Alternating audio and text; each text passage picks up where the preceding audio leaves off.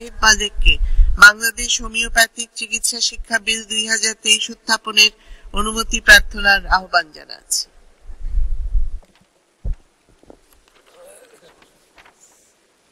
মাননীয় স্পিকার, আপনাকে ধন্যবাদ। আমি জাহিদ মালিক, স্বাস্থ্য পরিবার কল্যাণ মন্ত্রী। বাংলাদেশ হোমিওপ্যাথিক চিকিৎসা ডিপ্লোমা, স্নাতক এবং স্নাতকোত্তর সনদ প্রদান, নিবন্ধন, গবেষণা এবং চিকিৎসা শিক্ষার মান উন্নয়ন, হোমিওপ্যাথি চিকিৎসা শিক্ষায় বিশেষজ্ঞ চিকিৎসক ও গবেষক তৈরি করার লক্ষ্যে বাংলাদেশ হোমিওপ্যাথিক চিকিৎসা শিক্ষা বিল 2023 এই মহান জাতীয় সংসদে উত্থাপনের জন্য অনুমতি প্রার্থনা করছি। মাননীয় স্পিকার, আপনাকে ধন্যবাদ। ধন্যবাদ মাননীয় মন্ত্রী। মাননীয় সদস্য জনাব ফখরুল ইমাম, ময়মনসিংহ 8। ধন্যবাদ মাননীয় স্পিকার। খুব একটা পপুলার বিষয় আজকে মাননীয় মন্ত্রী এখানে বিলটা নিয়ে এসেছেন, খুবই পপুলার বাংলাদেশে। কিন্তু কথা হলো মাননীয় স্পিকার, বর্তমানে বন্ধু 3 প্রকার। একটা হলো আয়ুর্বেদিক বন্ধু, সবকিছু মধুর মতো মিষ্টি, খালি বিপদে কোনো কাজে লাগে না। আরেকটা হলো অ্যালোপ্যাথিক বন্ধু, সব সময় কাজে লাগে কিন্তু কখনো কখনো বিপদ ডেকে আনে। আর সর্বশেষ হোমিওপ্যাথিক বন্ধু, বিশেষ কিছু কাজে লাগে না কিন্তু সব সময় পাশে পাশে থাকে। মাননীয় স্পিকার, হোমিওপ্যাথির উনি যে বিলটা এনেছেন, বিলের মধ্যে 2-1টা আমি বলবো, কিন্তু হোমিওপ্যাথির মেইন জিনিসটা হচ্ছে মাননীয় স্পিকার, যে ঔষধি গাছ আছে, সেই ঔষধি গাছ থেকে হোমিওপ্যাথি যে ওষুধটা তৈরি করে, সেই পূর্ণাঙ্গ গাছ থেকে কিন্তু তারা নেয়। কিসের জন্য নেয়? যে শরীরে যে অসুখ আছে, সেই শরীরের অসুখটা পার্টিকুলার অসুখ ঠিক করার জন্য নেয় না, তারা পূর্ণাঙ্গ রূপে শরীরকে ঠিক করার জন্য সেই ওষুধটা কাজে ব্যবহার করে। আর অ্যালোপ্যাথি হলো সেই ঔষধি গাছ থেকেই নেয়, তারা পরীক্ষা করে যতটুকু দরকার ততটুকু ইনগ্রেডিয়েন্টস নেয় এবং পার্টিকুলার রোগের জন্য যেখানে যেখানে স্পিকার, এই যে আমরা ব্রিটিশ ফার্মাকোপিয়া যে ওষুধ তৈরি করি, সেখানে এই হোমিওপ্যাথির কোনো নামগন্ধ নাই। হোমিওপ্যাথি একটা অল্টারনেটিভ মেডিসিন হিসাবে পৃথিবীর বিভিন্ন দেশে এটা প্র্যাকটিস হয়ে আসছে। গত মাসেও ইউনাইটেড নেশনস অল্টারনেটিভ মেডিসিন হিসাবে বিভিন্ন দেশে এটা প্র্যাকটিসের অনুমতি দিয়েছে। এবং আমি জানি এফডিএ কোনোদিনই এই মেডিসিনকে স্বীকার করে নাই এবং ডাক্তারদের স্বীকার করে নাই। কিন্তু মাননীয় স্পিকার, যে বিলে যেটা আছে, এই হোমিওপ্যাথিক ডাক্তারদেরকে হোমিওপ্যাথ ডক্টর বলা হবে, এইটুক বলা আছে। কিন্তু নামের আগে উনি ডাক্তাররা যেরকম ডক্টর লেখেন ডিআর, সেটা লিখতে পারবেন কিনা আমার বলা নাই। আর হলো যে হোমিওপ্যাথির স্নাতকোত্তর, মানে পোস্ট গ্রাজুয়েট, গ্রাজুয়েট এবং ডিপ্লোমা, 3টাকেই মানে সমতালে আপনার ওদের যে একটা কাউন্সিল করেছে, সেই কাউন্সিলে 3টাতেই সমতালে আপনার রেজিস্ট্রি করার সুযোগ আছে। আরেকটা বড় রহস্যময় হলো, আপনি জানেন BMDC, Bangladesh medical and dental council, এই আইনের মধ্যে আছে।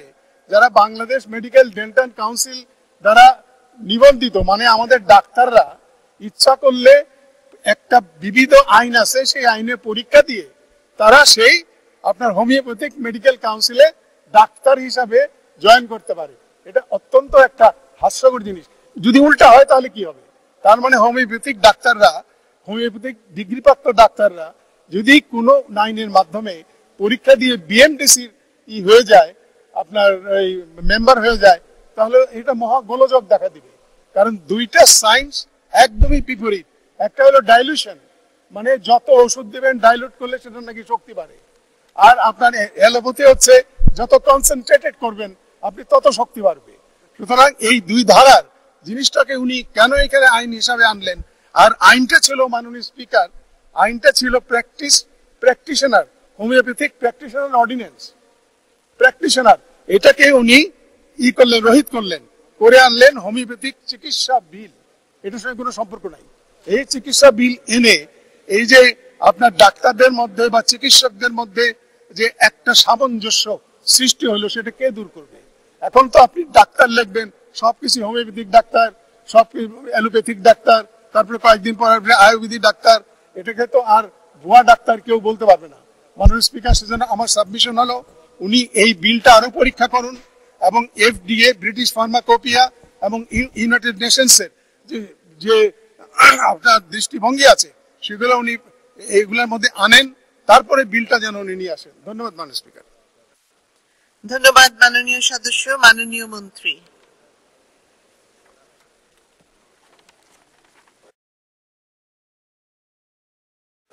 মাননীয় সংসদ সদস্যকেও ধন্যবাদ জানাই। উনি সুন্দর আলোচনা করেছেন। আমরা জানি যে অ্যালোপ্যাথিক অল্টারনেটিভ মেডিসিন একটি, এবং এটা জার্মানি থেকে শুরু হয়, নট ব্রিটিশ, জার্মানি থেকে শুরু হয়। এবং আপনি ঠিকই বলেছেন, এটা ডাইলুশনের বিষয়, এটা নট লাইক অ্যালোপ্যাথিক যে কনসেন্ট্রেশনে যায় না। আমরা এই বিলটি এনেছি এবং আনার আগে আমরা বিভিন্ন পর্যায়ে আলোচনা হয়েছে মন্ত্রণালয়, স্টেক হোল্ডারদের সাথে এবং আমাদের ল মিনিস্ট্রির সাথে। এখন আমরা এই বিলটি পাঠাবো আমাদের পার্লামেন্টারি কমিটির ওখানে। তা আমরা মনে করি সেখানে আরো আলোচনা করবেন এবং পাশের সময় অনেক আলোচনা করার সুযোগ হবে।